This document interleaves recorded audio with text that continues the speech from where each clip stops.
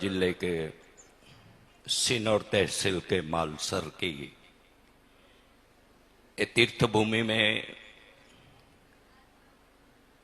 सदगुरु परिवार भारतवर्ष की ओर से आयोजित और जिनको एक से ज्यादा ऐसे कथा आयोजन का सौभाग्य प्राप्त हुआ है, ऐसे मुख्य यजमान मनोज जी सांगाई, सुषमा जी सांगाई, बारामती महाराष्ट्र की ओर से आयोजित श्रीमद् भागवत कथा एकादश स्कंद के द्वितीय ज्ञान सत्र के पूर्व मैं विनती करूंगा अपने बीच कमी जलावालाई पिपली धाम सुरेंद्र नगर से, जिसकी प्रेरक उपस्थिति हमारे साथ है, ऐसे पूजनीय जानकी दास बापू से मैं निवेदन करूंगा कि आप भागवत भगवान और पूज्य मां का सत्कार और आपकी पूजन भावना संपन्न करें। पूज्य जानकी दास बापू। ऐसे तीर्थ क्षेत्रों में भाद्रपद में और श्राद्ध पर्व में मिलना और आना, ये भी हमारे सौभाग्य की बात है। हम सभी को ऐसा अवसर और ऐसे आयोजन में जुड़ने का सौभाग्य जिसने दिया है, वैसे इस कथा के मुख्य यजमान मनोज जी सांगाई, श्रीमती सुषमा जी सांगाई, बारामती महाराष्ट्र से विनती करूंगा ये वो भी भागवत भगवान और पूज्य मां का पूजन संपन्न करे, ऐसी उससे विनती है। आज 5वां श्राद्ध है और इससे भी आगे एक विशेषता ये दिन की ये है कि बहुत छोटी उम्र में मां सरस्वती की कृपा से, अध्ययन से, अभ्यास से, ज्ञान से जिसने शिकागो में प्रवचन किया, वैसे विवेकानंद जी ने शिकागो में जो प्रवचन किया था वो ही दिन आज है, तो हम विवेकानंद जी की दिव्य चेतना को नमन करते हैं। आगे में यजमान परिवार के स्वजन कांचन पटोकार जी, मुख्य यजमान मनोज जी सांगाई, सुषमा जी सांगाई और आज के प्रसाद के यजमान, ये सभी व्यवस्था में सिरमौर जी का श्रम और परिश्रम रहा है। वैसे परम भगवती परशु भाई गोकलाणी परिवार के जिसकी ओर से आज प्रसाद का यजमान पद स्वीकार किया है, वैसे परशु भाई गोकलाणी परिवार से मैं विनती करूंगा वो भी भागवत भगवान और मां का पूजन संपन्न करेंगे।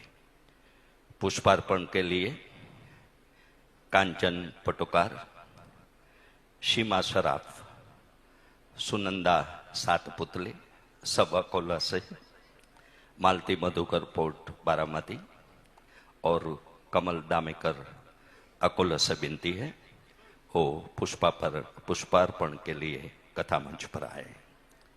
इसके बाद सम्मानीय एमडी साहब, जज साहब से विनती है आप भी पुष्पार्पण के लिए साथ में सजोड़े आओ। बहन जी से भी निवेदन है, श्रीमती शाह से वो भी आ जाए। परम भगवती प्रहलाद भाई आचार्य परिवार से भी विनती है पुष्पार्पण के लिए कथा मंच पर आए। अशु भाई पुजारा, गिरजाबेन राजकोट, भरत भाई अंजार, वर्दी भाई ठक्कर गांधीनगर, जसु भाई कोटक, प्रवीण भाई जीवरानी, मदार सिंह वाघेला परिवार, ये सभी पुष्पार्पण के लिए मंच पर आएंगे। ये ऐसी तरह है कि जहां भागवत का भजन हुआ,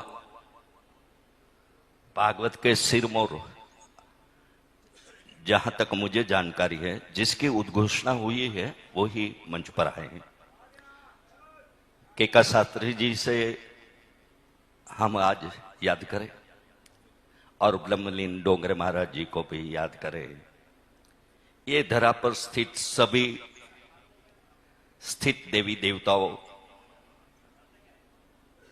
ये मालसर में स्थित सभी वंदनीय गुणीजन संतगण, चेतन अचेतन दिव्य आत्माओं और चेतनाओं को भी हमारे ओर से श्रद्धांजलि के साथ हमारे नमन उसको अर्पण करते हैं।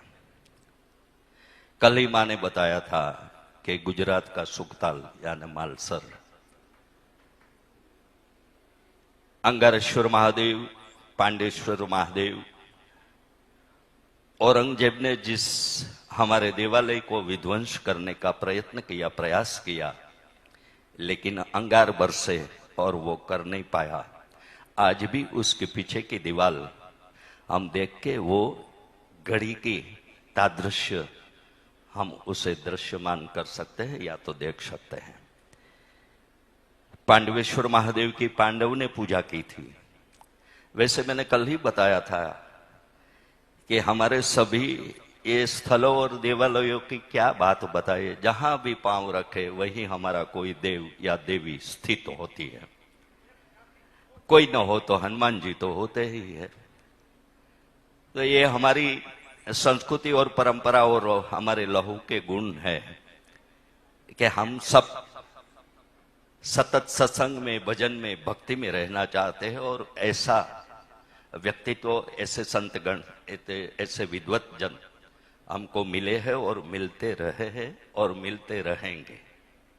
ये दिखाई दे रहा है क्योंकि मां जैसी कई वक्ताओं ने, ऐसे ऋषि कुमारों को हमारे शास्त्रों और संस्कृत का संवर्धन करने का काम भी पूज्य भाई श्री ने, मां ने और कई कथाकारों ने, विद्वत जनों ने ये उठाया है। इसलिए दिखाई दे रहा है कि आने वाले दिनों में, आने वाले सालों में भी हमारा संस्कृत और संस्कृति जीवंत ही रहेगी, वो ज्यादा हमें मिलती रहेंगी। ऐसी नई पीढ़ी के माध्यम से ये भी हमारे लिए बड़ी खुशी और गौरव की बात है। आइए दूसरे दिन की श्रीमद् भागवत श्री कृष्ण परमात्मा का वांग्मय स्वरूप है, जिसके श्रवण से त्रिविध ताप का शमन होता है। आदि व्याधि और उपाधि ऐसे तीन त्रिविध ताप का शमन करने वाला ये ग्रंथ का कान द्वितीय दिन के एकादश स्कंद का प्रारंभ करने का पूज्य मां के श्री चरणों में अपनी सबकी ओर से विनती और प्रार्थना के साथ सभी को अमरेली के उद्घोषक शरद व्यास का जय गिरनारी, जय महादेव, ओम नमः शिवाय, जय श्री कृष्ण।